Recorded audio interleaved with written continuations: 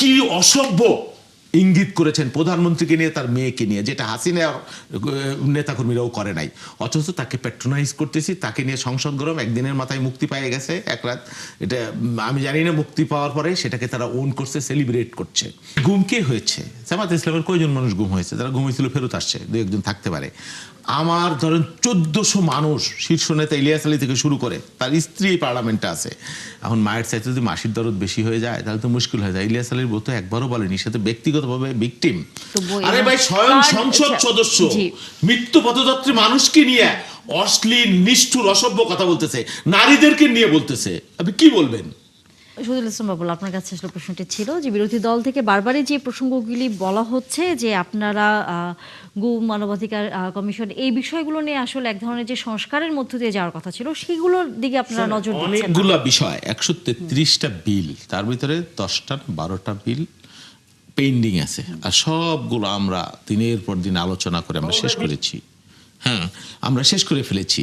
হয়েছে কি, অন্তর্বর্তী সরকারের অধীনে এই বিলগুলা বা অধ্যাদেশগুলা বা আদেশগুলো জারি করা হয়েছিল। এর মধ্যে অনেকগুলো প্রিমেচিউর অধ্যাদেশ আছে যেগুলো স্বয়ং সম্পূর্ণ না। আচ্ছা, আপনি গুমের কথা যদি বলেন, গুম হলো পৃথিবীর যতগুলো অপরাধ আছে সর্বনিকৃষ্ট মানবতাবিরোধী অপরাধ বলা হয় আন্তর্জাতিক জাতিসংঘের অনুযায়ী, বর্ণনা অনুযায়ী। এই গুম কে হয়েছে? জামাত ইসলামের কয়জন মানুষ গুম হয়েছে? যারা গুম হয়েছিল ফেরত আসছে, দু একজন থাকতে পারে। আমার ধরেন 1400 মানুষ, শীর্ষ নেতা ইলিয়াস আলী থেকে শুরু করে তার স্ত্রী পার্লামেন্টে আছে। এখন মায়ের চাইতে যদি মাসির দরদ বেশি হয়ে যায় তাহলে তো মুশকিল হয়ে যায়। ইলিয়াস আলীর বউ তো একবারও বলেনি, সে তো ব্যক্তিগতভাবে ভিকটিম, সাফার। তার মানে কি, সে কনভিন্স যে এই গুম যেভাবে করা হয়েছে তদন্তের বিষয়। আমি বলি, তদন্তকারী কর্মকর্তা, আমি বলি গুমের বিষয়টা তদন্ত করা যাবে না সরকারের পারমিশন অনুযায়ী, সেই জায়গাটা অনেক ব্যত্যয় আছে আইনগুলো, আদেশগুলার। ও বহু যদি আপনি এই বিলগুলো এইভাবে পাশ করতে যান তাহলে এখানে অনেক ফাঁক ফোকর থেকে যায়। কারণ একজন মানুষও গুম হয় নাই। এই যে যদি আপনি এই যে 1400 বা শত শত যে গুম হয়েছে, বিএনপি সরকার 2 মাস ক্ষমতায় আছে, একজন মানুষ কি গুমের শিকার হয়েছে কেউ অভিযোগ করতে পারবে?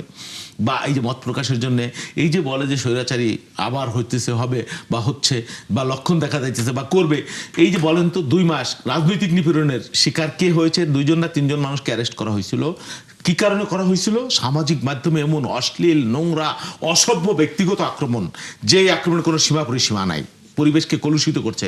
5ই আগস্টের পরে আমরা যেটা ভেবেছিলাম যে রাজনীতি সুস্থ ধারা প্রভাবিত, ইতিবাচক রাজনীতি হবে, ফ্যাসিস্টদের সেই মানে খিস্তিখোর বা বিদ্বেষ বা চরিত্রহনন, সেই হাসান মাহমুদ, সেই যে ইয়াস আরাফাতদের মতো এই রাজনীতি আর বাংলাদেশে আসবে না। দুর্ভাগ্যজনক যে সেই খাসলত আমাদের মধ্যে কিছু কিছু রয়েই গেছে এবং অতিমাত্রায় রয়ে গেছে, সেগুলো আবার আমরা প্যাট্রোনাইজ করছি। দেখেন, আমাদের বিরোধী দলের নেতা কি সুন্দর কথা বলেন পার্লামেন্টে যে আমরা সুন্দরবনের মধু চাই, আমরা রংপুরের কি চাই না, কি বলে কাঁচামরিচ বা শুকনো মরিচের সেই চাই না, সেই আচরণ, সেই ব্যবহার চাই না। অথচ এইটা হচ্ছে তার দলের নেতা কর্মীরা কেউ কেউ কি রংপুরের কি পোলার এক নারী গ্রেপ্তার হয়েছেন। কিসের কারণে গ্রেপ্তার হয়েছেন? আপনি তার ফেসবুক, সেটা নিয়ে সংসদ গরম হয়ে গেছে। আপনি তার ফেসবুক প্রোফাইল ঘুরে দেখেন যে এই নারী কি অসভ্য ইঙ্গিত করেছেন প্রধানমন্ত্রীকে নিয়ে, তার মেয়েকে নিয়ে, যেটা হাসিনা নেতাকর্মীরাও করে নাই। অথচ তাকে প্যাট্রোনাইজ করতেছি, তাকে নিয়ে সংসদ গরম, একদিনের মাথায় মুক্তি পেয়ে গেছে এক রাত। এটা আমি জানি না, মুক্তি পাওয়ার পরে সেটাকে তারা ওন করছে, সেলিব্রেট করছে। মানসিকতা কি নোংরা। তারপরে ওই যে শফিউল আলম প্রধানের ছেলে একজন আছে, 17 বছর হাসিনের দ্বারা আমরা নির্যাতিত হয়েছি, গুমের শিকার হয়েছি, মায়ের মৃত মুখ দেখতে পারিনি, একদিনের জন্য অশ্লীল অসভ্য শব্দ উচ্চারণ করি নাই। এটা আমরা শিখি নাই, আমাদের নেত্রী শিখায় নাই, খালেদা জিয়া কোনোদিন। অথচ তারা কি অসভ্য ভাষায় আক্রমণ করতেছে, বলতেছে কুলাঙ্গার। তারেক রহমান একজন নিপীড়িত মজলুম নেতা, হ্যাঁ, খালেদা জিয়া একদিকে কয় খালেদা জিয়া আমাদের মহান আইডল নেত্রী, আর একদিকে তার সন্তানকে কুলাঙ্গার বলে। এটা ডাবল স্ট্যান্ডার্ড পলিটিক্স, এটা হাসিনার পলিটিক্স, এটা ওই হাসান মাহমুদদের পলিটিক্স। হাসিনারা তো যায় না, বিভিন্ন রূপে ফেরত আসে, তাদেরকে আপনারা আবার প্রমোট করতেছেন। কিভাবে প্রমোট করতেছেন? সংসদে সেই পরিবার থেকে তার বোনকে আপনি এমপি বানাইতেছেন। কিসের মিনিং, কিসের মধুর গল্প? একদিকে আপনি কর্তন করছেন, আর একদিক দিয়ে উপর দিয়ে পানি ঢালছেন। এই যে অসভ্য রাজনীতি বাংলাদেশে 5 তারিখের পরে, এবং এই যে ফটোকার্ডের রাজনীতি, এই যে মানে কি বলবো, মিথ্যা গুজব বিভ্রান্তি ছড়ানোর রাজনীতি, এটা একটা মহামারী আকার ধারণ করছে। এবং এটা আমাদের বিরোধী পক্ষ, আমি বিশ্বাস করি এর থেকে যদি তারা বের হয়ে না আসে, শুধু ওই সংসদে মধুর বক্তৃতা দিলে এর সমাধান হবে না। সালাউদ্দিন আবার কেউ প্রেস ক্লাবে হুঙ্কার দিতেছে আমরা কুস্তি করব, বিতর্ক করব, আমাদের সাথে বিতর্ক করার মতো কেউ না। 1 মিনিট, আমাদের সাথে বিতর্ক করে কেউ জিততে পারবে না। আরে বাবা, সংসদে বিতর্ক করতে হলে তো একটা লেজিটিমেসি লাগে, একটা যোগ্যতা লাগে, প্রি কোয়ালিফিকেশন লাগে। যে ভোটই পায় নাই সে কয় আমার লগে বিতর্ক করতে টিএসসি তে আসো, আমার লগে বিতর্ক করতে কুস্তি করতে এই যে আসো। সামাজিক যোগাযোগ মাধ্যমে বিরোধী পক্ষ থেকে নানা রকম সরকারের প্রধান এবং তার পরিবারের সদস্য এবং একই সাথে এবং প্যাট্রোনাইজ করা হচ্ছে এবং সরকারি দলের অন্যান্য সদস্যদের উপরও নানা ধরনের আমরা দেখি বক্তব্য। আরে ভাই, স্বয়ং সংসদ সদস্য মৃত্যু পথযাত্রী মানুষকে নিয়ে অশ্লীল, নিষ্ঠুর, অসভ্য কথা বলতেছে, নারীদেরকে নিয়ে বলতেছে। আপনি কি বলবেন?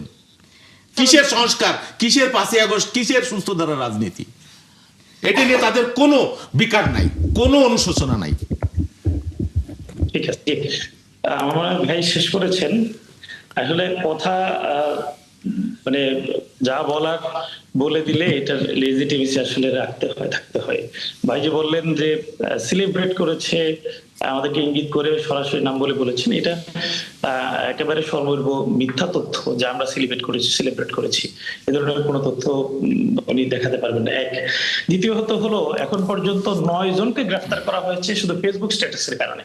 দেখেন 2 মাস সময় গেল, 2 মাসের মধ্যে 9 জনকে গ্রেফতার করতে হবে। হ্যাঁ, আপনার ভালো নাও লাগতে পারে, আপনার কাছে খারাপ লাগতে পারে, আপনি ওই যে কিন্তু সেটা অশ্লীলতা বা সেটা যদি ব্যঙ্গাত্মক একটি জায়গায় চলে যায়, আপনি করছেন না, কত মানুষ করতেছে না, সারাদিন করতেছে, কে গ্রেফতার হয়েছে এবং একদিনের মধ্যে ছেড়ে যাচ্ছে। সংসদে চিফ হুইপকে নিয়ে বলছে, সে বলছে এই কারণে যদি কেউ গ্রেফতার হয়ে থাকে দয়া করে ছেড়ে দেন।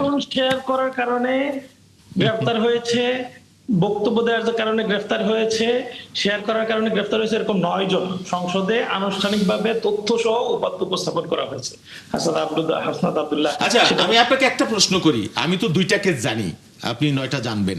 এই যে হাওয়া বিবি না সৌদা বিবি ভোলার, আপনারা একটু সতর্ক করেছেন যে আপনি এই ধরনের লিখতে পারেন না, বলতে পারেন না তার ফেসবুক আইডিতে, অথচ নাসিরউদ্দিন পাটোয়ারি দিন ভরে বিএনপিকে গালিগালাজ করে, মির্জা আব্বাসকে নিয়ে বিদ্রুপ করতেছে, একজন অসুস্থ মানুষ, তাদের জোটের লোক, তাদের সরাসরি দলের লোক না, তার নামে কে যেন একটা মামলা করছিল, তাকে বিএনপি শোকজ করছে, বহিষ্কার করছে, মামলা প্রত্যাহার করছে। অথচ হাসিনার আমল যদি থাকতো বাংলাদেশে 66 জেলায় মামলা হইতো। This is difference. ঠিক আছে, আমাদের আমির হামজার বিরুদ্ধেও কিন্তু মামলা করেছেন আপনারা, মামলা করেছে, হাজিরাও দিতে বাধ্য হয়েছে।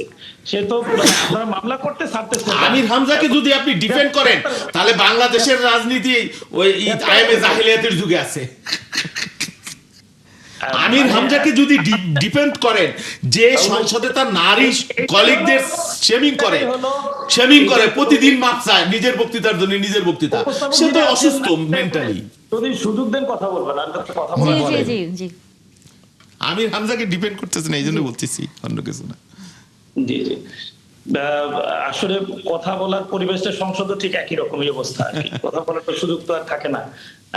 মানে বাবুল ভাই বলছেন যে সংসদে কথা বলারই কেউ নাই, এই চিন্তাটাই তো ফেসিবাদের চিন্তা। এখন ফেসিবাদের চিন্তাটা কত দূর গেছে দেখেন, আনুষ্ঠানিকভাবে একজন বর্ষিয়ান রাজনীতিবিদ নিজে বলতেছে যে তাদেরকে নির্মূল করতে হবে, একেবারে নির্মূল করার সিদ্ধান্ত। এটি বোধহয় এটা এখানে একটা শব্দ আছে রাজনৈতিক, এটা ভুল শব্দ। নির্মূল রাজনৈতিক শব্দ আছে, এটা আপনাকে বুঝতে হবে পার্থক্যটা কি রাজনৈতিক ভাবে। আপনারা পার্থক্য করবেন, আপনারা মিলাই দিবেন, আপনারা যা কিছু করবেন, টার্গেট হলো নির্মূল করবেন। না, শব্দের ভুল ব্যাখ্যা দিলে হবে না, আপনারা দিতে পারবেন, ভুল ব্যাখ্যা দিলে হবে না। নির্মূল করেছেন এই কথাটা বলেছেন, এই কথা বলেন নাই শুধু, এইটার মানে ইমপ্লিমেন্টেশন আপনি না করলেও আপনার ওই অজপাড়া গায়ের একজন কর্মী এটা করা শুরু করে দিয়েছে ইতিমধ্যে। সে দেখেন নির্মূল কিভাবে শুরু করেছে। আমাদের নেত্রকোনার এমপিকে, নির্বাচিত এমপি, তিনি জনগণের দুর্ভোগ দেখার জন্য একটা তেলের পাম্পে গিয়েছেন। কেন তিনি তেলের পাম্পে গেল, কেন জনগণের পাশে গিয়ে দাঁড়াইলো, সেই জন্য তার গাড়ি ভাঙচুর করেছেন। তিনি মসজিদে ঢুকেছে, মসজিদের দরজা ভেঙে তাকে ঢুকে হত্যা করার জন্য চেষ্টা করা হয়েছে। সেই যার মামলা হয়েছে, ইতিমধ্যে গ্রেফতার হয়েছে। মাননীয় প্রধানমন্ত্রী তিনি বলেছেন যে উদ্যোগ গ্রহণ করবে। দেখেন নির্মূল কিন্তু আপনারা ঘোষণা দিয়েছেন, সেদিকে শুরু হয়ে গিয়েছে। আমি আমার নির্বাচনী এলাকায় আনুষ্ঠানিকভাবে একেবারে বক্তব্য দিয়ে বেড়াইতেছে যে সালাউদ্দিন সাহেব আপনি এলাকায় আসলেও ঘর থেকে বেরোতে পারবেন না, আপনাকে আমরা ঘর থেকে বেরোতে দিব না। আমি তো আশ্চর্য, আমি পরের দিনে ওই নেতার সাথে দেখা করেছি, দেখা করে বললাম যে ভাই কি হইলো যে আমাকে ঘর থেকে বেরোতে দিবেন না? উনি বলছে যে তখন বলতে সরি ভাই আসলে এটা একটা মানে রাজনৈতিক তাহলে অর্থাৎ এই ধরনের কথা বললেও আচরণ বা এই ধরনের কোনো ব্যবস্থা বা ঘটনা আসলে ঘটেনি, অর্থাৎ যে কথাটি সালাউদ্দিন- বারবারই বলা হচ্ছে যে গণতান্ত্রিক প্রক্রিয়ায় আলোচনা সমালোচনা সবই থাকবে, কিন্তু সেটি কখনোই আক্রমণাত্মক এত বেশি হবে না, যে কথার কারণে বোমা হবে না। হয়েছে, আমাদের- জি। আমাদের বিরোধী দলের কিন্তু যেই MP প্রসঙ্গটির মধ্যে আসলে আমরা ছিলাম সেটি হচ্ছে যে আমরা- সামাজিক আমরা- যোগাযোগ মাধ্যমে যে ধরনের বিদ্বেষ ছড়ানোর যে অবস্থাটা আমরা বিরোধী দলের বেশিরভাগের বিভিন্ন সংস্থা থেকে আসলে আমরা দেখছি, সেটি তো জনমনেও এক ধরনের বিরূপ প্রতিক্রিয়া হয়। আমরা আলোচনা করব, তবে